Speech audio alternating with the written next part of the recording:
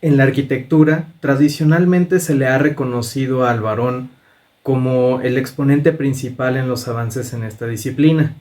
Sin embargo, como en esta y en otras áreas del conocimiento humano, en las ciencias y en las artes, no es que la mujer no haya tenido un papel importante en el desarrollo de estas. Sin embargo, en muchos casos, este reconocimiento ha sido vinculado solamente a hombres cercanos a ella, a su círculo primario. Y esto desgraciadamente ha invisibilizado el papel y el protagonismo de la mujer tanto en el área del diseño como de la construcción. Pensamos en la arquitectura como una tarea en la que se requiere cierta fuerza y liderazgo que se le ha impuesto al rol masculino durante mucho tiempo. Sin embargo, los casos que vamos a observar el día de hoy muestran todo lo opuesto a esto. No es solamente determinante para el varón. Y es del tema en el que hoy vamos a hablar en De Tercera.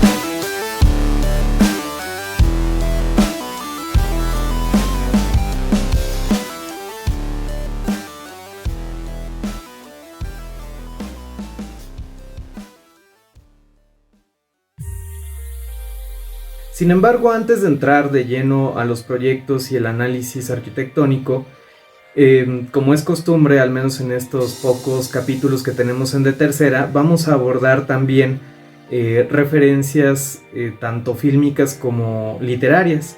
Y no podemos hablar del papel de la mujer de la arquitectura sin tomar como referencia una de las más grandes filósofas américo-soviéticas que ha tenido la historia de la humanidad. Lisa Zinovьevna Ronsbaum, mejor conocida como Ayn Rand, ha sido una de las principales exponentes, si no es que la creadora del objetivismo como rama filosófica en el pensamiento humano. ¿De qué habla el objetivismo? Es el reconocimiento del esfuerzo individual sobre el colectivo. Y en este caso, bueno, dos novelas principales, una que es de mis libros favoritos y referente en muchas de mis acciones, que es La Rebelión del Atlas, se los recomiendo, y uno que viene mucho a cuento el día de hoy que se llama El Manantial, escrita en 1943 y llevada al cine en 1949, guionada por la misma Ayn Rand y protagonizada por Gary Cooper como en el papel de Rourke. Nos va a hablar, tanto la novela como la versión fílmica, nos va a hablar acerca del papel del arquitecto en su toma de decisiones. En esencia expone la importancia del individualismo y de conservar los ideales particulares de cada uno de los creadores. Rourke se va a enfrentar a una serie de críticas por parte de los medios de comunicación, en el caso histórico pues el periódico en su momento, donde se le va a cuestionar acerca de su estilo y de su propuesta arquitectónica, dado que él ejerció sus proyectos a través de una crítica y de una negación totalmente al estilo internacional y fundamenta todo su proyecto en un diseño mucho más vanguardista y claro que va a retomar mucho de los principios racionalistas y funcionalistas que después vamos a abordar con más a detalle. Pero en esencia el libro y la película nos hablan de no dejar que tanto el arte como la ciencia sean vinculantes con una dominación por parte de la opinión pública y por parte de lo que está de moda y que es mercantilmente viable, ¿sí? O sea, no porque se esté vendiendo, no porque sea algo de moda, algo que sea comprable, tiene que ser lo que la arquitectura, las artes o la misma perspectiva científica tengan que continuar, sino hay que ser sumamente críticos y valga la idea, objetivos en lo que queremos transmitir en nuestros diseños. La misma Ayn Rand va a referir con respecto a su título El Manantial, que el ego del hombre es el manantial del conocimiento humano. Puede tener sus matices, sus bemoles, pero en esencia es lo que nos va a plantear en esta novela. Y bueno, como primer ejemplo les traigo a esta arquitecta chilena de ascendencia estadounidense, Sofía Hayden Bennett, que es reconocida por ser la primera mujer egresada del MIT. Como muchos de mis colegas arquitectos estarán familiarizados, de repente se generan ferias arquitectónicas o exposiciones universales. Y en este sentido, para la Exposición Universal de Chicago de 1893, Sofía lo que hace es ingresar un proyecto por ahí, en 1891 del edificio de la mujer. Lo importante o lo que podemos rescatar en este aspecto es que este edificio y toda la planeación que correspondía al desarrollo del mismo estaba vinculado y asociado pues con trabajo de la mujer, que en ese entonces era sumamente cuestionado. Entonces resulta que bueno, entra el proyecto, todo muy bien. El proyecto consta de 3 plantas, es un edificio totalmente blanco y va a tomar elementos del renacentismo italiano. Y hasta ahí todo bien, pero resulta que el comité encargado y el comité evaluador va a empezar a criticar la capacidad constructiva, la capacidad de obra, ¿sí?, de esta arquitecta, además de ser mujer, porque tenía 21 años, muy joven, soltera, en fin, una transgresora de la comunidad. Y pues bueno, eventualmente se va a construir, si bien con muchas de las limitaciones, y va a ser galardonado y va a ser premiado este proyecto.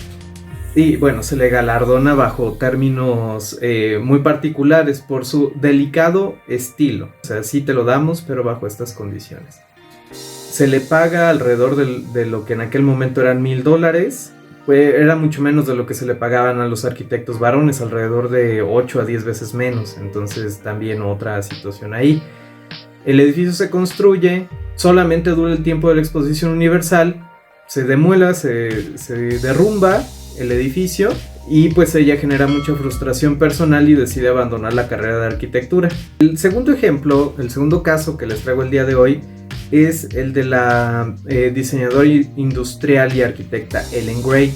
Ella fue irlandesa. Mucho del trabajo de Ellen Gray se le reconoce en el campo del diseño industrial y sobre todo por su uso de la laca. O sea, eran muebles sumamente brillantes que se podían condicionar y adaptar, mimetizar con el entorno arquitectónico. Se ve involucrada en muchos proyectos arquitectónicos. Sin embargo, uno de los más emblemáticos, que es el que vamos a ver el día de hoy, es la casa E1027. La casa fue diseñada como refugio para ella y para su esposo, el arquitecto, crítico y editor rumano Jan Badovic. Va a retomar los 5 puntos que expone Le Corbusier en su libro Una arquitectura, ¿sí?, con pilares, con planta libre, cubierta jardinada, con ventanales amplios y con una fachada libre. ¿A qué se referencia la fachada libre? A que no hay tantos elementos o no hay elementos que van a distraer a la visual. El mérito de este proyecto, que me parece sumamente interesante, es que las plantas que componen la habitación como tal, bueno, la habitación referida como la casa, van a presentar diferentes esquemas a partir de cómo uno va avanzando. La casa cuenta con 130 metros cuadrados de construcción. Esta casa se le reconoce como una de las 100 casas más importantes del movimiento moderno. Sin embargo, ya cuando vemos el diseño de interior que la arquitecta pudo hacer como evidente su talento y todo el esfuerzo y conocimiento que ella traía, todavía suma a este reconocimiento como obra arquitectónica maestra, dado que sí hay un avance, sí hay una propuesta innovadora y estamos hablando de inicios del siglo XX. Sin embargo, el segundo gran chisme de esta circunstancia es, como habíamos hablado anteriormente, muchos de los proyectos arquitectónicos que se ven involucrados o que fueron diseñados por mujeres fueron opacados por los hombres cercanos a ellas, en este caso por su esposo. Mucha de la autoría se le atribuye a él y en ocasiones, y de acuerdo con alguna bibliografía anterior, también a Le Corbusier. Vemos otra vez cómo vuelve a suceder esto. El siguiente caso es el de la arquitecta Norman Mary Clarke. Ella se titula en Columbia en 1950 como la primera mujer afrodescendiente en obtener el título. Pero ¿qué sucede acá? Dado que 1 era mujer y 2 era afrodescendiente, no se le abren las puertas en el gremio de la arquitectura y no obtiene trabajo de una manera tan sencilla. Ella opta por tener un trabajo, digamos, de término medio, de menor importancia en el Departamento de Obras Públicas de Nueva York. No fue hasta 1966 que se muda a Los Ángeles y le fue posible a ella poder establecer su despacho de diseño arquitectónico. En ese mismo año, donde se encontraba el antiguo e histórico Teatro Fox, el Fox Theater, se derrumba para dar paso a un centro cívico de 29 pisos a 108 metros de altura. Realmente es un edificio bastante icónico en la ciudad y actualmente hay como diferentes servicios para la comunidad. Fue esta arquitecta la que dio paso también a mucho del trabajo de las personas afrodescendientes en el área de la arquitectura.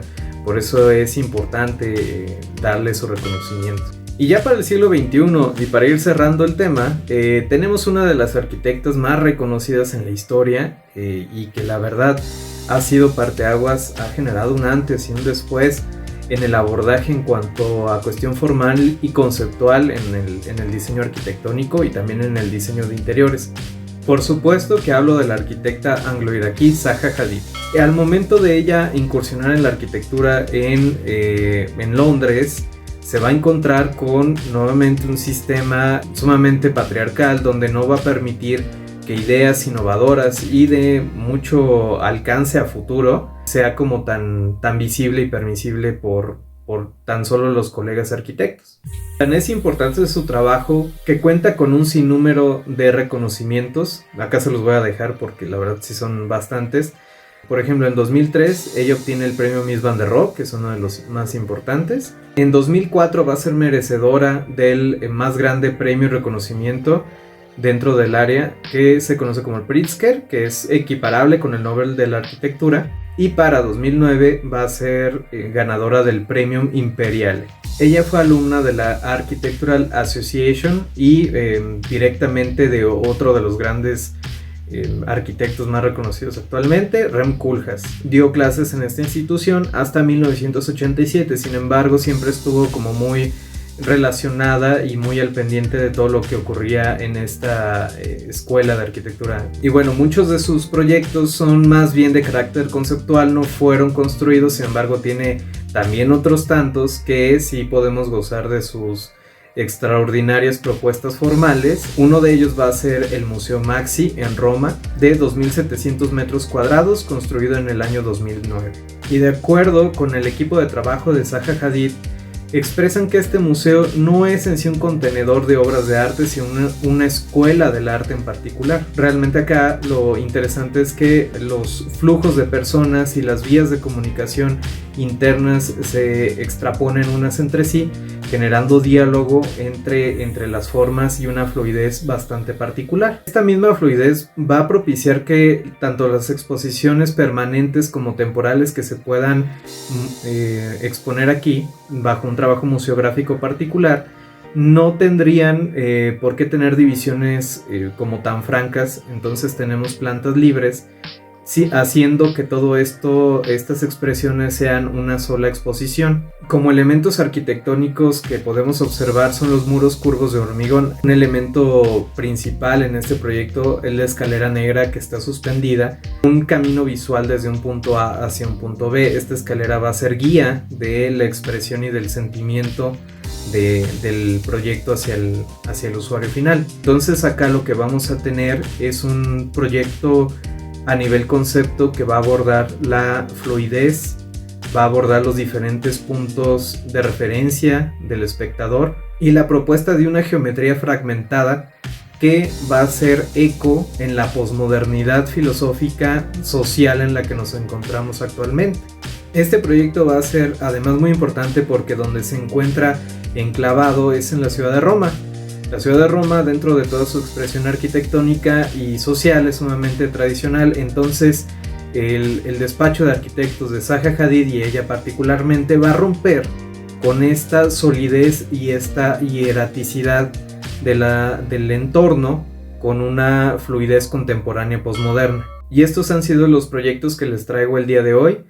Observar realmente que el trabajo de la mujer en el ámbito de la arquitectura, de la construcción, incluso de la planificación urbana, no ha sido justamente visibilizado, y por lo tanto nos toca como sociedad pues no solamente voltear a verlo, sino analizar y considerar las propuestas que se están presentando para el día de hoy.